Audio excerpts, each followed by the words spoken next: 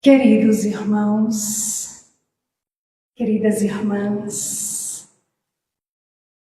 com grande alegria nós novamente nos reunimos nesta casa de oração, de acolhimento, de fraternidade. Antes de tudo, nós gostaríamos de agradecer a Deus, o nosso Pai,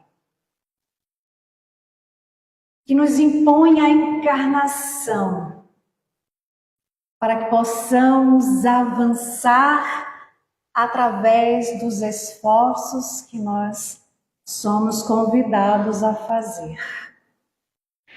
Agradecemos ao Mestre Jesus pelo cumprimento de nos trazer o Consolador prometido, a doutrina dos Espíritos, que consola, mas que nos oferece todos os meios, todos os recursos para que possamos sair da visão acanhada, da ignorância, para que possamos dilatar os nossos pensamentos, ampliar, buscar novos horizontes, e que se dá através do estudo, da disciplina, da abnegação, da renúncia, da vontade firme e sincera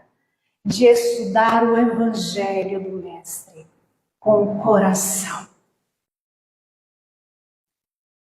E nós iniciamos essa fala porque vamos falar de um tema, a transfiguração, que está neste livro da codificação, a Gênese. Também no capítulo 15, itens 43 e 44. Quando Kardec apresenta aquela passagem quando diz: 6 dias depois, Jesus, levando consigo Pedro, Tiago e João, os conduziu a um monte, a um alto monte, conhecido como Monte Tabor. E lá, diante deles, diante de Pedro, Tiago e João, Jesus se transfigurou.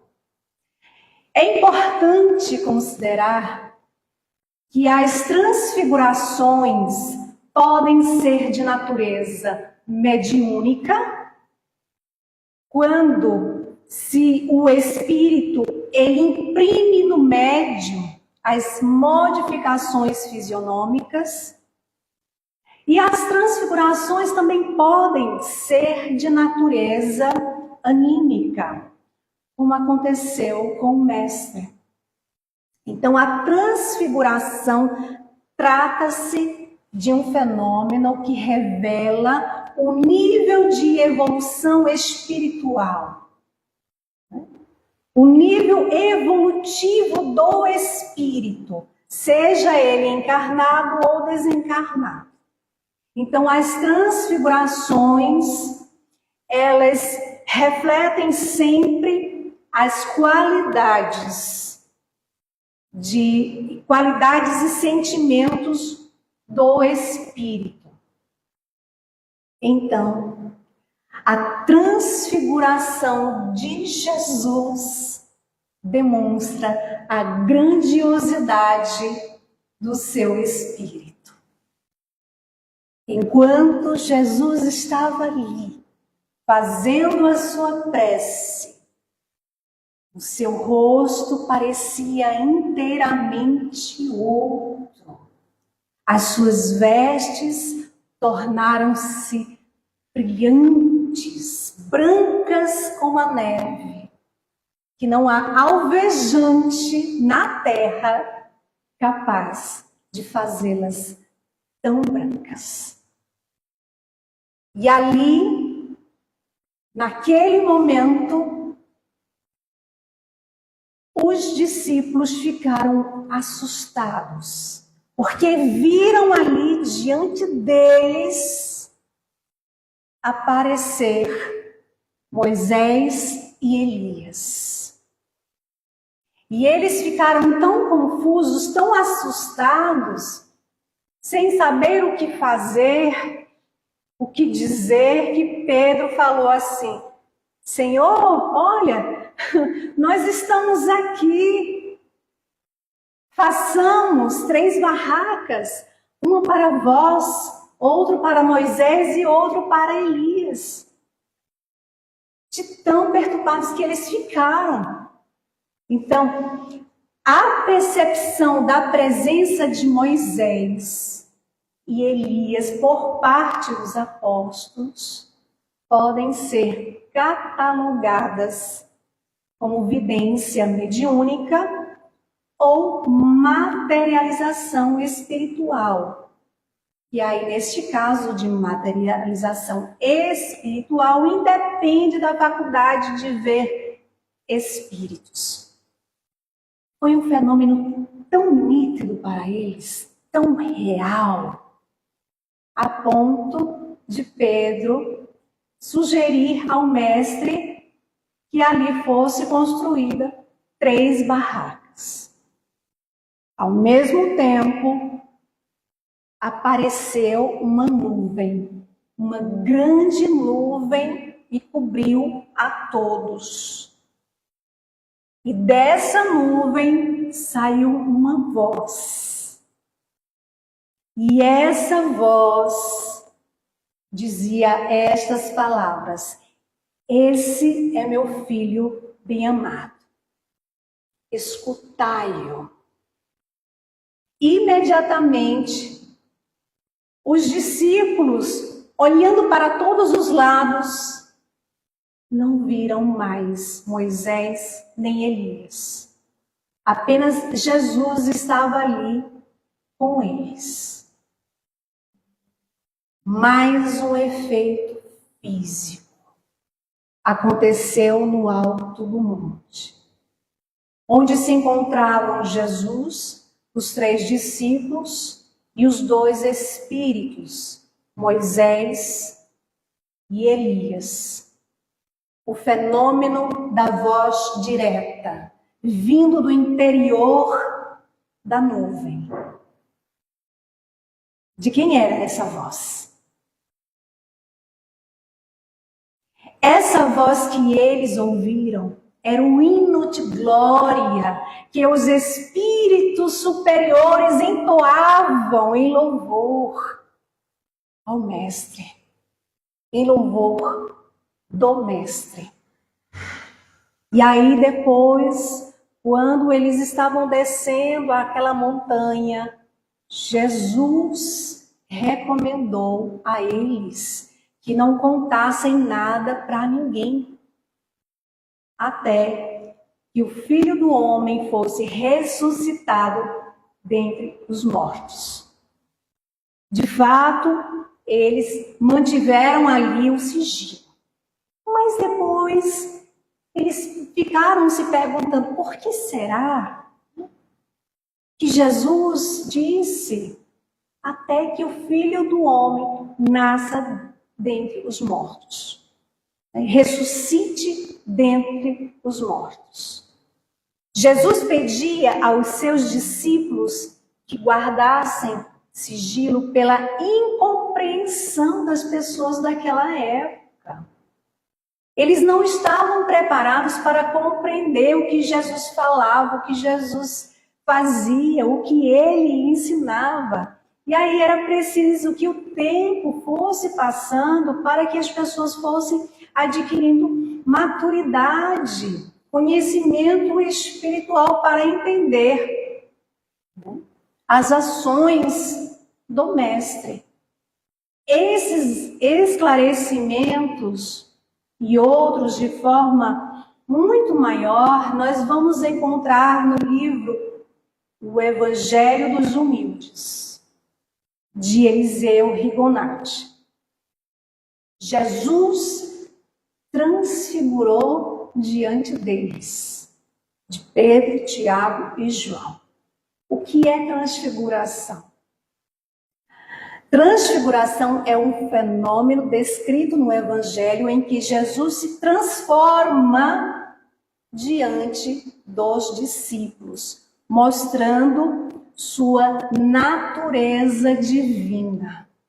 E este evento é considerado, sim, uma manifestação da glória divina e espiritual de Jesus, revelando ali em sua plenitude diante dos seus seguidores.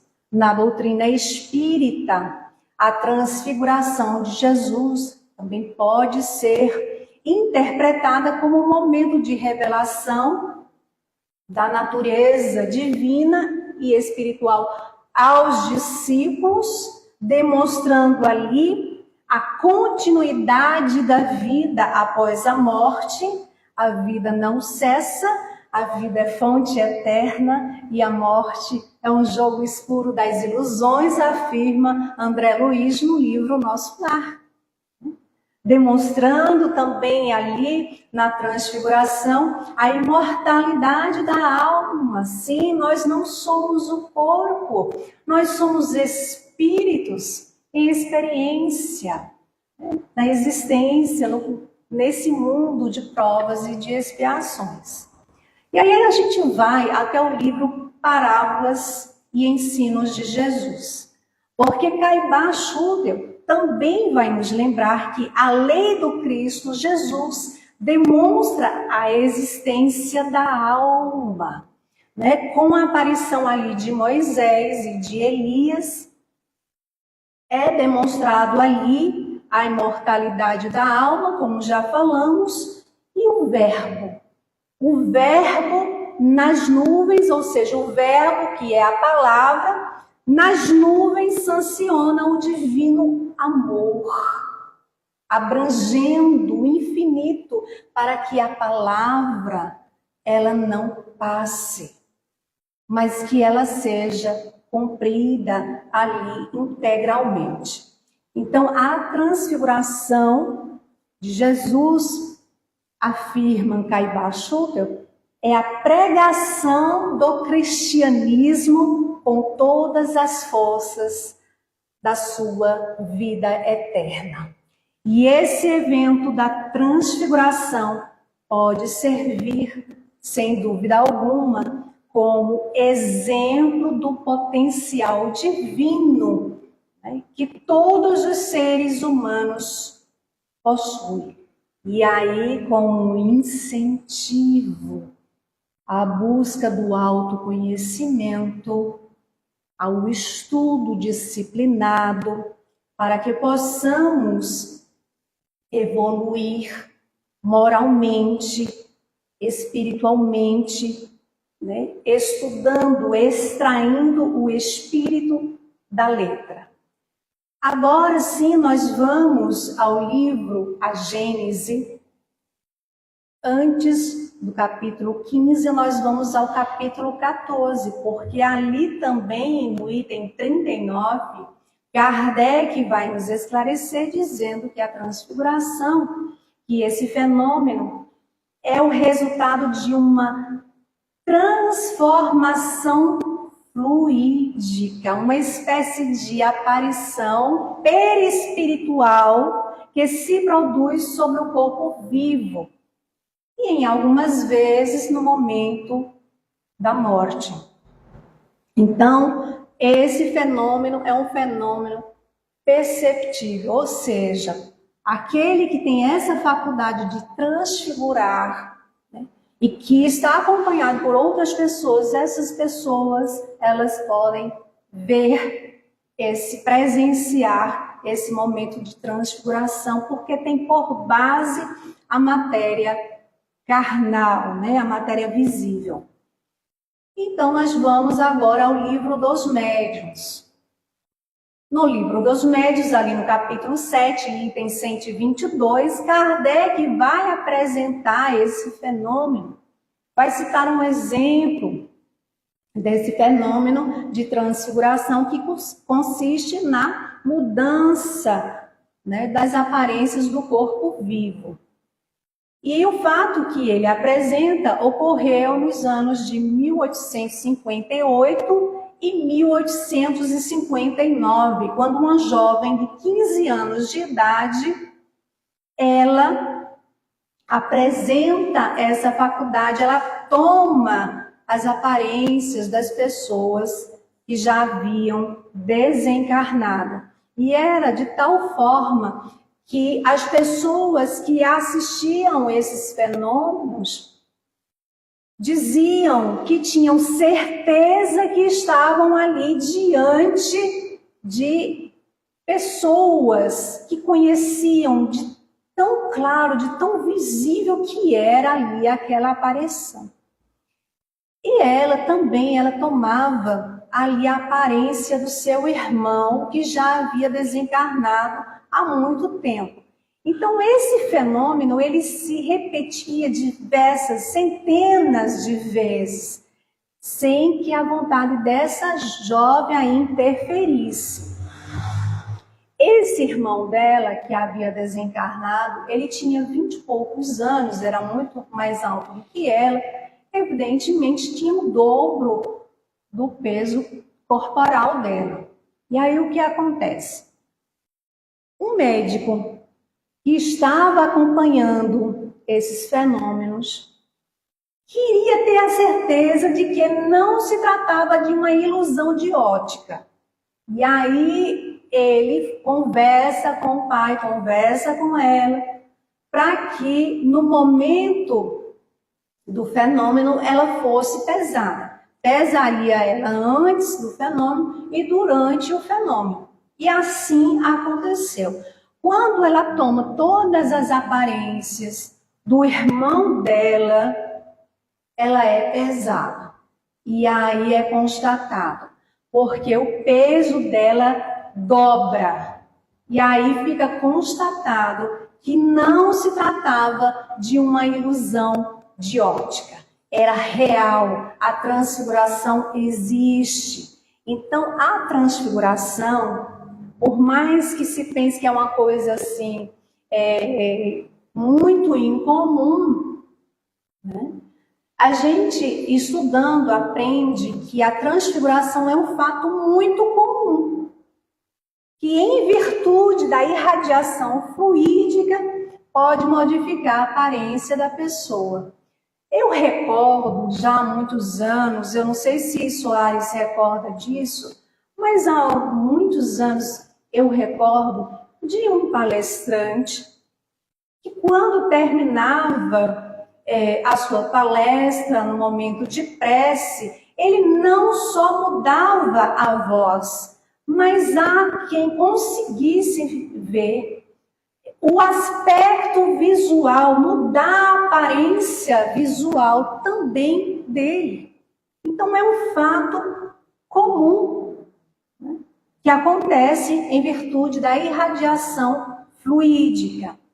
Kardec vai afirmar que a transfiguração, em certos casos, se origina de uma simples contração muito diferente da habitual, ao ponto de tornar irreconhecível a pessoa. Nós vamos agora para a Revista Espírita, março de 1859. Porque o espírito de São Luís, falando a respeito, comentando a respeito da transfiguração, ele responde algumas perguntas. E vai afirmar também que a transfiguração ela não passa de uma modificação da aparência, uma mudança, uma alteração dos contornos. Mas aí ele deixa muito claro que o corpo nunca muda. Por exemplo, se eu tivesse a faculdade de transfigurar, o meu corpo não mudaria. Mas, por força de uma contração nervosa, quem tem a faculdade de transfigurar, ali se reveste de várias aparências. E há uma coisa muito interessante que o Espírito São Luís nos chama a atenção, é que, apesar, afirma o Espírito São Luís, que apesar da causa ser a vontade do Espírito, é importante lembrar que nem sempre os espíritos podem fazer tudo o que querem. E aí a gente extrai para a gente, no sentido, né, principalmente nós médios, né, ostensivos, temos que estar atentos, lembrando, né, da advertência de Allan Kardec: mediunidade é coisa santa, que deve ser praticada santamente, religiosamente. Como isso deve acontecer? No estudo disciplinado, no esforço diário pela sua transformação moral, ali persistindo diariamente para corrigir, consertar, reformar, transformar os erros que estão dentro de nós. Não é no outro. Então, o médium, sobretudo, ele deve estar bem atento, né, a essa responsabilidade de abnegação, de renúncia, de estudo, de vivência do Evangelho, de estar nesse esforço, naquele esforço que no capítulo 17 de O Evangelho segundo o Espiritismo, Kardec chama a atenção de todos nós ao dizer, né, que reconhece o verdadeiro espírita pela sua transformação moral e pelos esforços que emprega em domar suas más inclinações. Então não é ser bom e perfeito, porque se fôssemos bons e perfeitos, nós estaríamos em mundos mais adiantados. Mas é estar no esforço, né, de se melhorar a cada dia, para justamente não cair nas armadilhas desses espíritos que acham que podem fazer tudo que querem. E não é bem assim, não é? Então, poderá sim o perispírito mudar de aspecto, fazer-se brilhante, se tal for a vontade do espírito. Mas, se esse dispuser de poder para tanto, quem tinha esse poder, que falamos lá no início da nossa fala, de tornar-se brilhante? Jesus. Jesus. Então, a transfiguração de Jesus demonstra a grandiosidade do seu espírito, e o seu rosto resplandeceu como o sol, e as suas vestes tornaram-se brilhantes como a luz. Nós também vamos encontrar no Evangelho de Mateus 17:2. Então, com Cristo, o fenômeno, ele se revela sublime. E agora nós vamos para o capítulo 15 do livro A Gênese, e é lá onde temos justamente essa passagem de Jesus. E no item 44, Kardec também vai nos lembrar que a pureza do perispírito de Jesus permitiu ao seu espírito dar um brilho excepcional. A pureza do seu perispírito, né? Então, a gente fica pensando, será que essa transfiguração de Jesus, será que é um símbolo para a humanidade? É justamente essa pergunta que tem no livro O Consolador, questão 310. Quando é perguntado, a transfiguração do Senhor é também um símbolo para a humanidade? E vejam o que Emmanuel vai nos lembrar. Todas as expressões do Evangelho possuem uma significação divina. Então, há um significado divino. Todas as expressões do Evangelho possuem uma significação divina. E ele vai nos lembrar dizendo que no Tabor, no Monte Tabor, onde ocorreu o fenômeno da transfiguração de Jesus, afirma Emmanuel, contemplamos a grande lição de que o homem deve viver no mundo, né, a sua existência no mundo, mas sabendo que pertence ao céu. Estar consciente da importância da nossa existência aqui neste mundo físico para nos melhorar, para sermos colaboradores do bem, para sermos co-criadores, né? Nessa importância, mas não esquecer que pertencemos ao céu em nossa sagrada origem, ou seja, nós estamos no mundo, mas nós não somos do mundo. A nossa verdadeira morada não é aqui no mundo físico. E por isso Emmanuel vai nos lembrar que é indispensável, desse modo, desmaterialize em todos os instantes, ou seja, trabalhe por soltar, por desmaterializar sentimentos que possam dificultar a nossa evolução.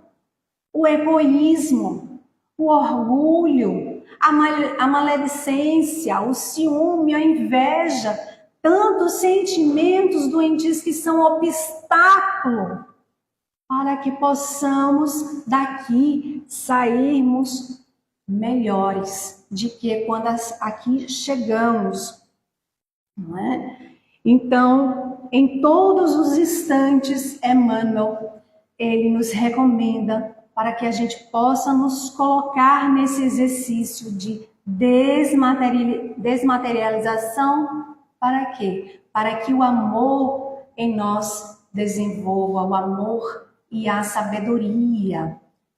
Então, vamos refletir. Primeiro, a importância de estarmos conscientes de que todos nós estamos matriculados no mundo físico, no mundo de provas e de expiações, no planeta escola. Se estamos matriculados, significa dizer que nós somos alunos, aprendizes. Se estamos aqui para aprender, o que devemos aprender? O que nós somos convidados a aprender? Aprender a amar, como Jesus nos amou e nos ama. Um novo mandamento vos dou, que eu vos ameis uns aos outros, como eu vos amei. Como Ele ainda nos ama. De nos esforçarmos para sermos melhores. Como é que a gente pode se esforçar para nos tornarmos melhores? Nos colocando no trabalho do bem, servindo ao bem. No livro Conduta Espírita, que é um livro de psicografia de Valdo Vieira, ditado pelo espírito André Luiz, ali logo no início, no prefácio, nós vamos encontrar uma mensagem do espírito Emmanuel. E Emmanuel ali coloca algumas falas de Jesus. E não é por acaso.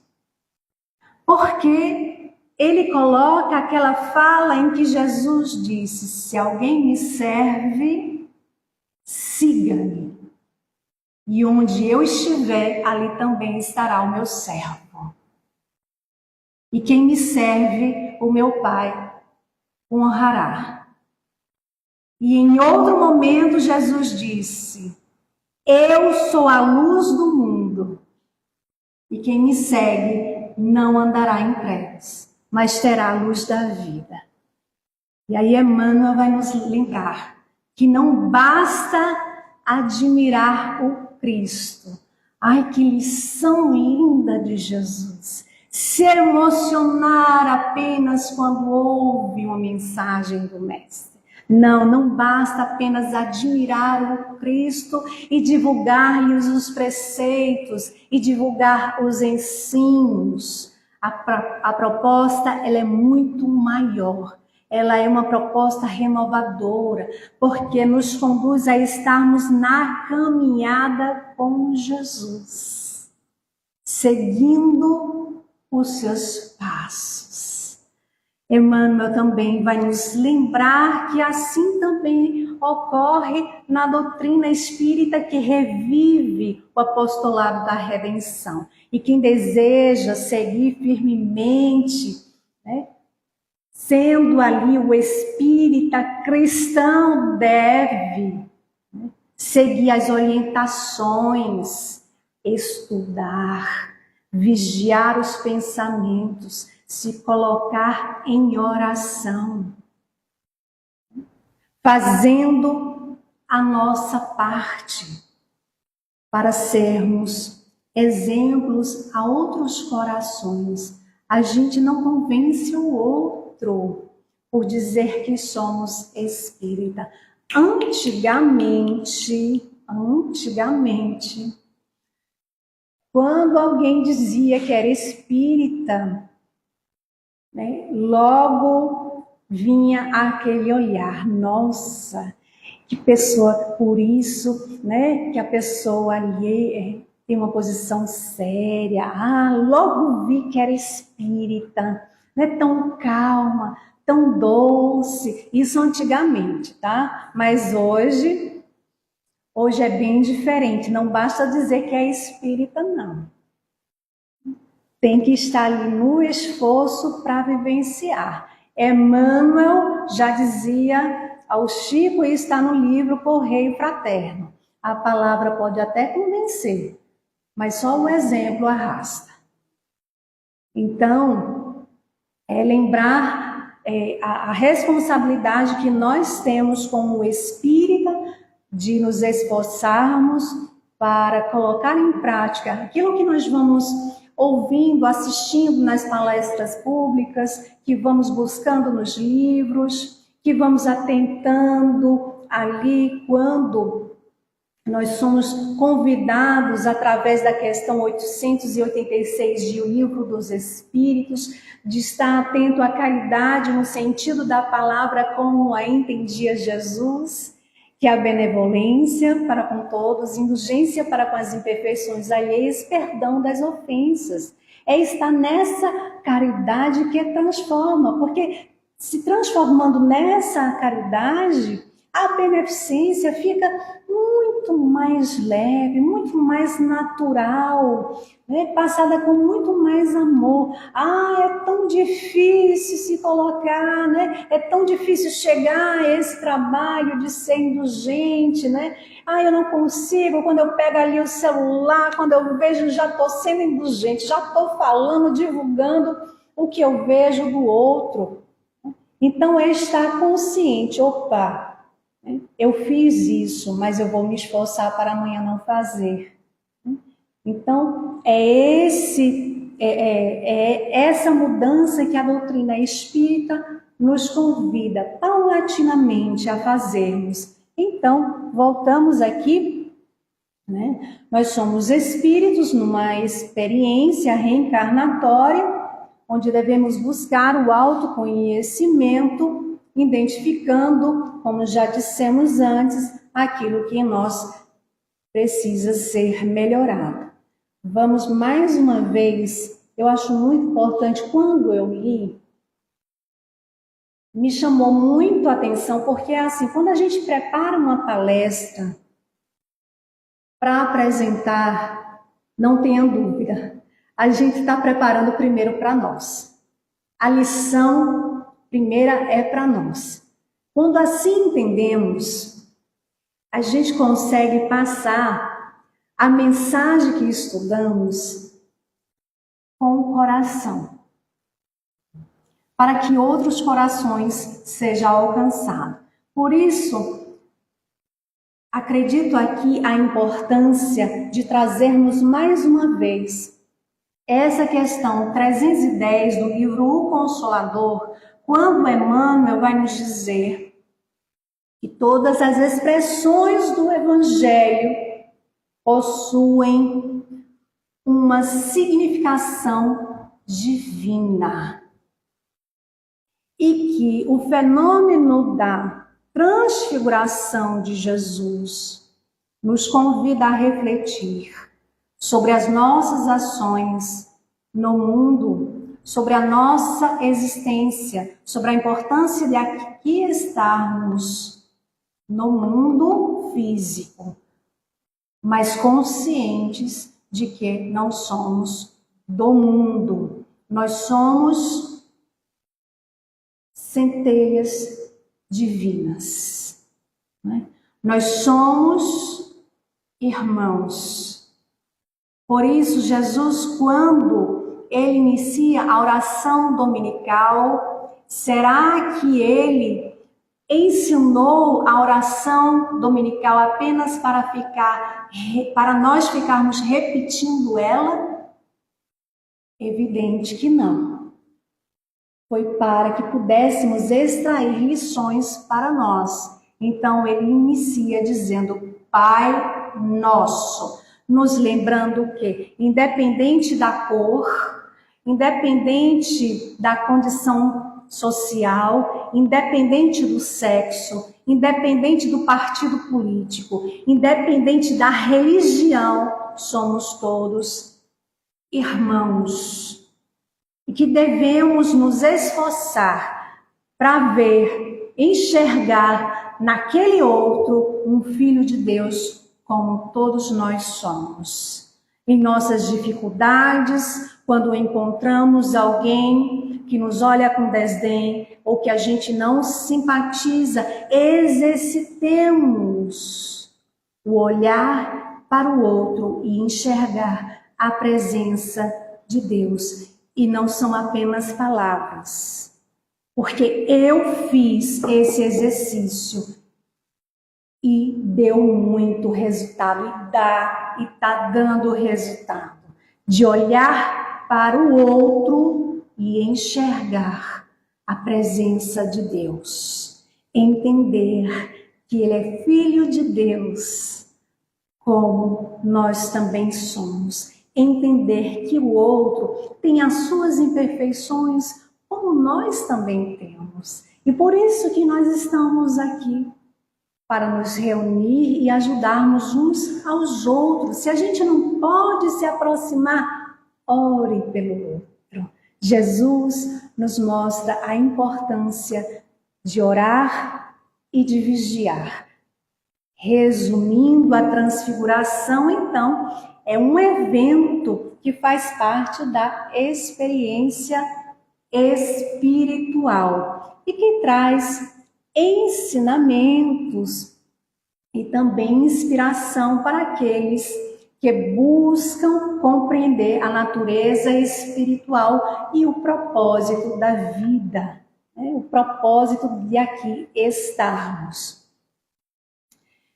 Caiba Schutel, a gente vai voltar, porque eu achei muito importante quando ele apresenta um texto que aqui eu vou ler para vocês, no livro Jesus, Parábolas e Ensinos de Jesus. Diz Caiba Schutel que Jesus, destacando-se com o corpo imortal, com que ascenderia ao infinito, testemunho finalmente do Supremo Pai, que, ecoando da nuvem de fluidos amorosos com o seu divino verbo, confirmou mais uma vez a sua dileção pelo Filho amado. E vejam bem que deveria ser ouvido e obedecido por aqueles que mais tarde teriam que apregoar suas palavras redentoras pelo mundo. Então vejam bem, nós, estudantes da doutrina espírita, que geralmente temos uma receita para o outro, olha, seja mais paciente, olha, seja mais indulgente, tolere mais, ore mais. Será que aquele que está nesse exercício de apregoar, de falar para o outro e que diz, afirma ser espírita, também está nesse exercício de ouvir o mestre no coração e, sobretudo, obedecer? Reflitamos. Então, ouvir o Cristo deve ser o nosso principal interesse. Ouvir o Cristo em nosso coração, em nossa mente, que chega pela voz dos emissários, dos mensageiros de luz nos orientando. Vá por aqui, não faça isso, tome cuidado, preste atenção. Então essa voz que nos acolhe, que nos orienta, que nos dá a resposta que muitas vezes procuramos nos momentos de aflições, que acalmam o nosso coração. Essa voz, né, é a voz que nós devemos ouvir mais, prestar mais atenção e obedecê-la. Então, ouçamos o Cristo em nós também quando nos convida ao trabalho, a ajudar o outro, né, a oferecer um sorriso sincero, um abraço fraterno, uma mão amiga, um acolhimento. Sejamos nós, espíritas cristãos. Lembremos também do Espírito de Verdade, no capítulo 6 do Evangelho segundo o Espiritismo, a nos dizer: espíritas, amai-vos. Este é o primeiro ensinamento. Instruí-vos. Este é o segundo. No cristianismo encontram-se todas as verdades. Então é preciso que possamos nos colocar no exercício do estudo para extrair o espírito da letra, para não levar ali tudo a ferro e a fogo, né? Ali como está escrito. Jesus nos convida a esse trabalho de exercício diário. Que possamos então, né, nos esforçarmos e seguir com Jesus, lembrando de suas palavras: quem me serve, siga-me. Sigamos com o Cristo. Que Jesus abençoe a todos. Muita paz.